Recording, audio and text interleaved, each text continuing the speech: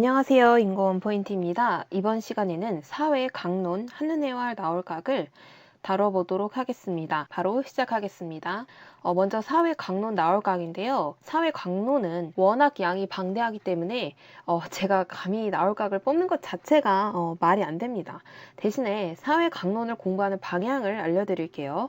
사회 강론의 출제 유형은 크게 다음과 같이 두 가지로 나뉩니다. 첫째, 성취 기준에 제시된 바로 용어를 쓰는 문제입니다. 그래서 사회 성취 기준을 의외로 소홀히 하시는 분들이 계시는데요. 성취 기준에 나온 뭔가 특이한 용어 같은 것들이 있죠. 그런 것들은 모조리 다 체크해서 완벽하게 암기를 하셔야 됩니다. 근데 이 말을 성취 기준을 통암기하라 라는 말과 헷갈리시면 안 돼요.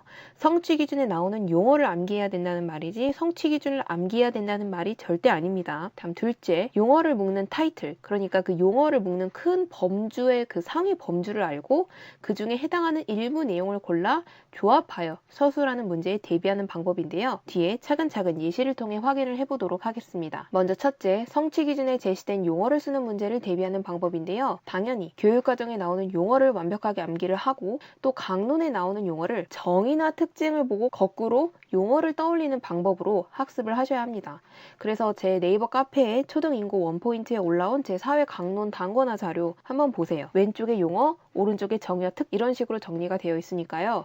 제 단권화 자료 참고하시면서 공부하시면 좋겠습니다. 그리고 교육과정에 나온 용어 제가 정리해드린 것이 있어요. 바로 교육과정 나올각인데요. 제 강의 거슬러 올라가시다 보면 나와 있으니까요. 네, 그거 참고해 주시면 됩니다. 그래서 실제 출제된 것들을 보면 정의나 특징이 먼저 나오고 그것으로부터 용어를 유추하게끔 그렇게 쓰라고 하는 문제가 나와요. 근데 단순하게 용어만 쓰라고 하는 문제도 있지만 용어를 포함해서 문장을 쓰라고도 합니다. 예를 들어서 그 용어를 포함해 수업 목표를 작성을 하라든지 아니면 가설을 작성하라든지요.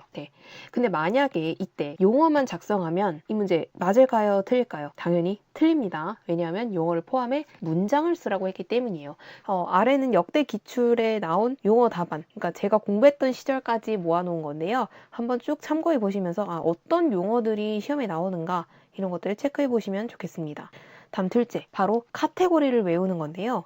카테고리와 그 하위 요소들을 알아서 그것들을 활용해 조합해 또 서술하는 문제입니다.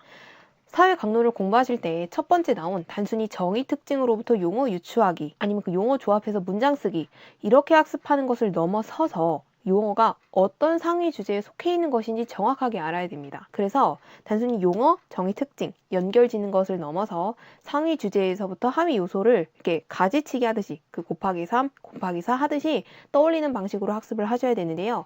역대 기출에서 묻는 방식을 보면 영토 사극과 영의 설정 기준선의 유형 측면에서 서술하라 라고 했어요. 그럼 영토 사극이 뭔지, 영의 설정 기준선의 유형이 뭐뭐가 있는지를 알아야 그 안에서 골라서 두 가지를 조합해 쓸 수가 있겠죠. 또 지형의 특성과 방위를 반영하여 라고 했는데 지형의 특성에 어떤 종류가 있는지 또 방위에 무엇이 있는지 알아야 그 중에 골라서 두 가지 조합해 쓸 수가 있겠고요. 또 자연환경 하위 요소의 명칭, 기후 요소 하위 요소의 명칭. 이건 너무 대놓고 나왔죠. 하위 요소에 무엇이 있는지 알아야 그 중에서 고르고 서술을 할 수가 있겠죠. 그래서 다시 정리하면 첫째, 정의 특징으로부터 용어 유추해서 그 용어를 조합해 문장을 만드는 것. 둘째, 그 용어를 묶는 큰 상의 카테고리와 그에 해당하는 범주의 요소들을 아셔야 됩니다. 이렇게 강론 나올각은 정리를 해보도록 할게요. 다음은 제 사회 단권화 예시 자료를 하나 가져온 것인데요. 너무 제가 말한 것들이 잘 반영이 돼 있어서 이 부분을 가져왔습니다.